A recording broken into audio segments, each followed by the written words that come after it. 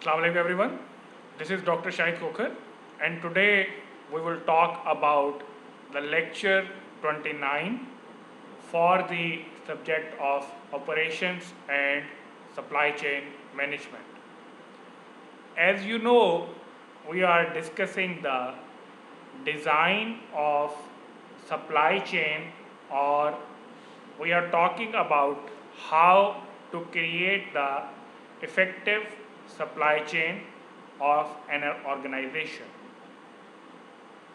In this lecture, we will also talk about the effective design of supply chain, and we will try to understand the concept of supply chain efficiency curve. So let's formally start off today's lecture. As you can see in your slide, there is a graph on which horizontal axis is showing the supply chain performance, whereas vertical axis is showing the total cost. In this diagram, he is talking about the balance between the performance and the cost which a company is incurring for designing and managing the supply chain. So the idea is that a company should create a balance between the performance and the cost, or in simple words, they should try to achieve supply chain performance with the minimum cost possible. As you can see in your slide, there is a blue curve here. If you follow this blue curve at the very starting point, as you can see in your cursor, here the performance of supply chain is equal to this point, and for this performance you are supposed to incur this much cost for supply chain performance. So at this level, cost would be equal to this point and performance is equal to this point. But as you move along this blue line, there will be a increase in performance, but at the same time there will be a increase in the total cost. And a company should ideally find a point where there is the maximum performance and the lowest cost. Normally, once a companies manage their supply chains and then they try to plot their supply chains in this graph, their actual cost for the supply chains are represented here with this dot. It means that the cost is much higher as compared to this blue line. So a company is achieving the performance with the higher cost, or as you can see, the yellow portion of this curve where he is talking about, this is the area where a company can improve the operations and they can reduce the cost. So normally a company face a challenge of dragging this dot near to this curve so that they can reduce the cost of their supply chain and achieve the same performance. If a company is trying to drag this red dot or the area of improvement, they have multiple options like by reducing inventories or by making their forecast more accurate, and a company can also make improvement by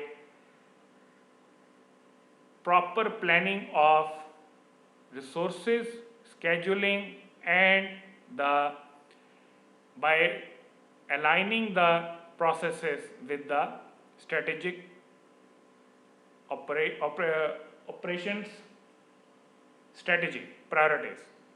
So these are the options which a company can use if they want to reduce this unimprovement or inefficiency, and they try to reduce the cost. Another way of increasing the performance and reducing the cost is if you move this curve, which is the blue curve, if you move this curve to the right side of this graph, as you can see in the dotted lines, red dotted lines are showing another curve. Here you are decreasing the cost, but you are making improvement in the performance of the supply chain.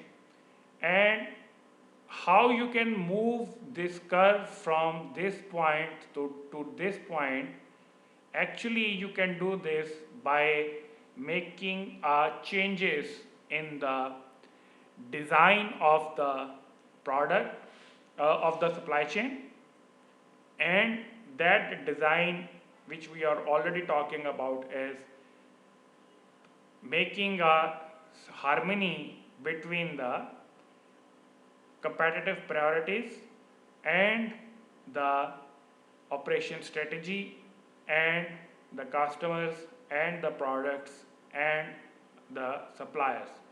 So if you change the design of the supply chain, you can get a quantum increase in the supply chain process performance, and this will also dramatically reduce the cost of operating the supply chain. So here he is giving an idea that how a company can bring efficiency by reducing the cost and increasing the supply chain performance. In the next slides, we will talk about what kind of supply chain designs companies can have. Either it's a services organization or either it's a manufacturing organization. So moving on,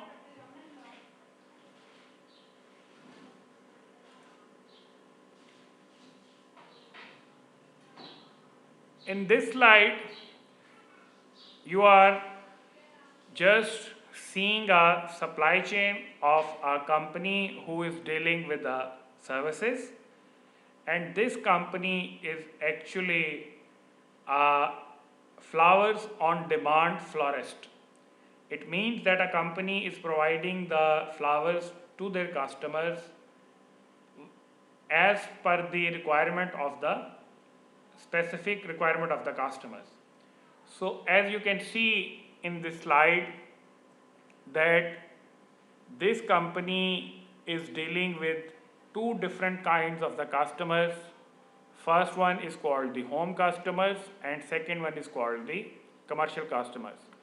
So company can be approached by such kind of the customers, and these customers are actually approached by using the toll-free number, or at the same time the customers can place the order on the website of the company.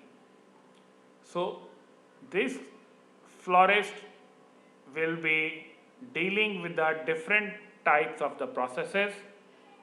As you can see, internet services, these internet services are actually being outsourced to the internet company, which is managing your web page, and at the same time they are dealing with the toll-free numbers, and after receiving orders from the customers they will actually inform to the florist, and then this florist will prepare the flowers, and then it will be delivered to the local customers by the local delivery service, or maybe it can be used FedEx for the delivery service. And for all these processes there is a maintenance services which are required. At the same time this florist require the packaging materials or flowers which could be local and international, and it also require the different kinds of pots which will be used in making the flowers. So in this picture he is talking about that a simple service organization might involve different processes for delivering their services, and what would be the design if you are talking about the service supply chain organization. In the next slide we are talking about the supply chain of a manufacturing concern, and here we are talking about a company who is a manufacturer or working in America or the USA. This company is actually dealing with the assembly process of operations. It means that it is a line of assembly organization which will buy their components from different suppliers. These suppliers belong in the different countries, but these suppliers can be categorized as a tier 1 supplier, tier 2 supplier, or tier 3 suppliers. So tier 1 suppliers are actually those suppliers who are providing the major sub assemblies to this manufacturer, and then this manufacturer will actually assemble those major sub assemblies. And tier 2 suppliers are actually those suppliers who are providing the components to this tier 1 suppliers, and tier 3 suppliers are those suppliers who are providing raw materials to the tier 2 suppliers. So as you can see in your slides, these tier 1, tier 2 and tier 3 suppliers belong to the different countries, and then the components will come to this manufacturer who is working in America, and this manufacturer is also managing two distribution centers. First one is located in America and second one is located in Ireland, and from these distribution centers the final products will be delivered to the retail outlets, which could be in Europe, East Europe, West Coast or the East Coast or anywhere in the world. So in this picture or in this diagram we are talking about the design of a supply chain of a company who is dealing in the assembly business or the assembling of the components, and what kind of the suppliers they can be engaged and what kind of the distributors and the retailers they are involved with. In certain scenarios, if a company is of a manufacturing concern and they are producing the goods specifically on the demand of the customers, so maybe they don't need any distribution centers because they will just produce the goods and directly deliver them to the customers.